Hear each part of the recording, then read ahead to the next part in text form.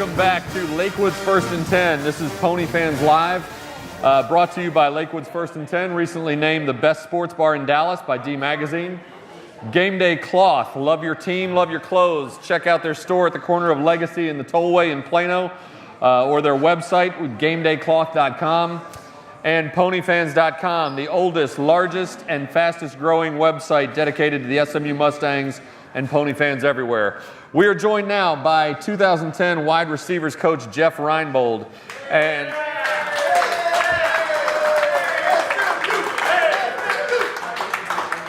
Coach, so much has been made about how Kyle Padron and the offense is affected by the graduation of one Emmanuel Sanders, who now, of course, is a Pittsburgh Steeler.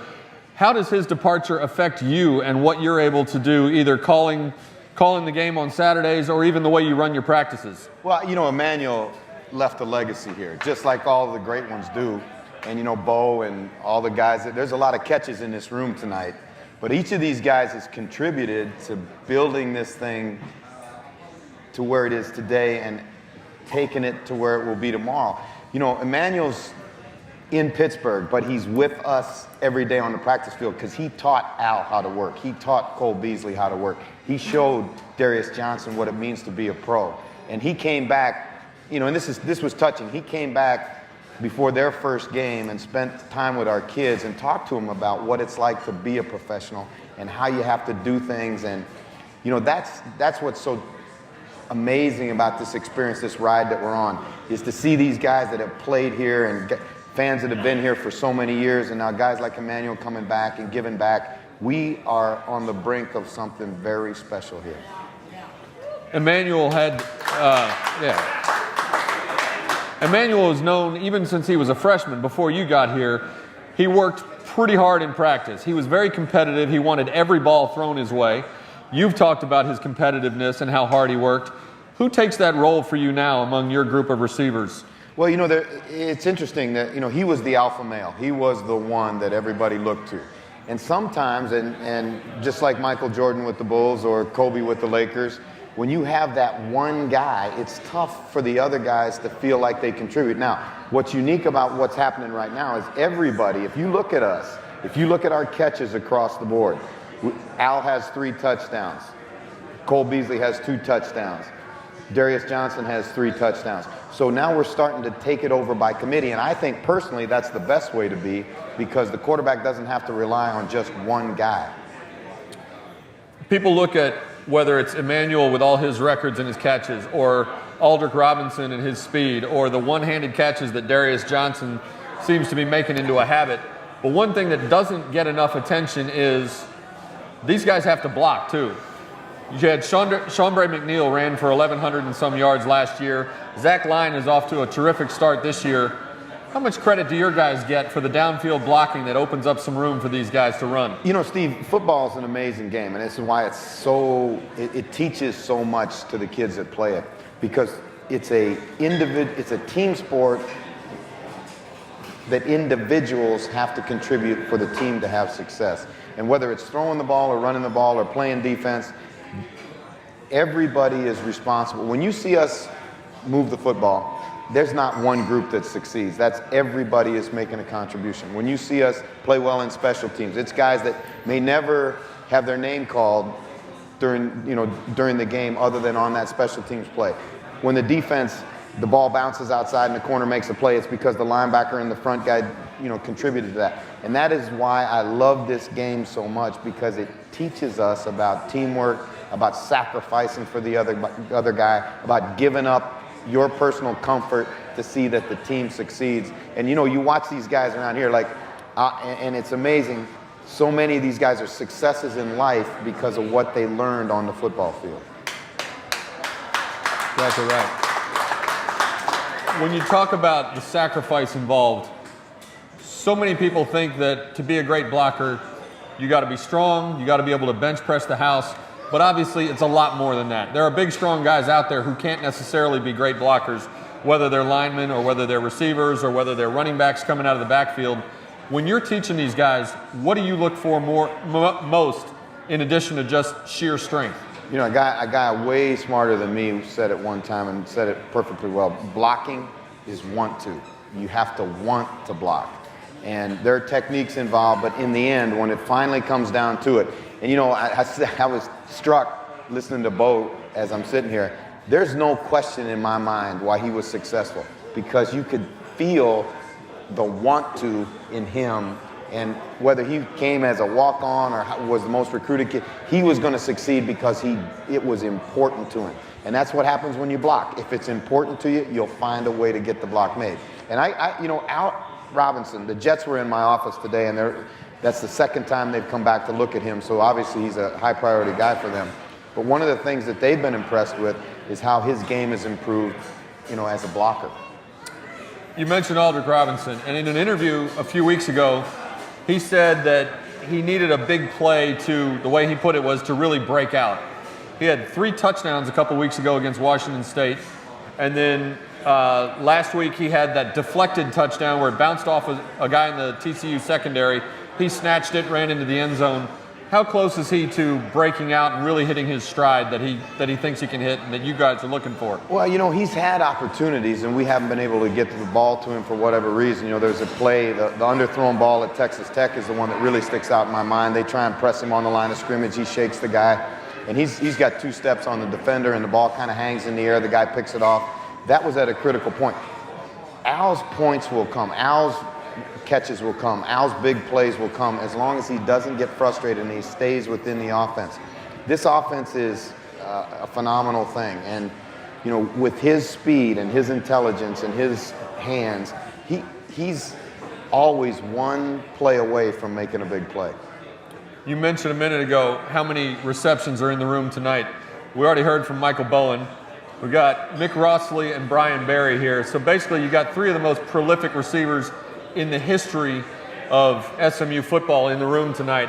And Brian likes to say that he should get a lot of credit for a lot of Mick's catches and a lot of Bowen's catches, because Brian was sort of Aldrick Robinson before Aldrick Robinson. He was the speed guy who would run all these deep routes and clear out the defense.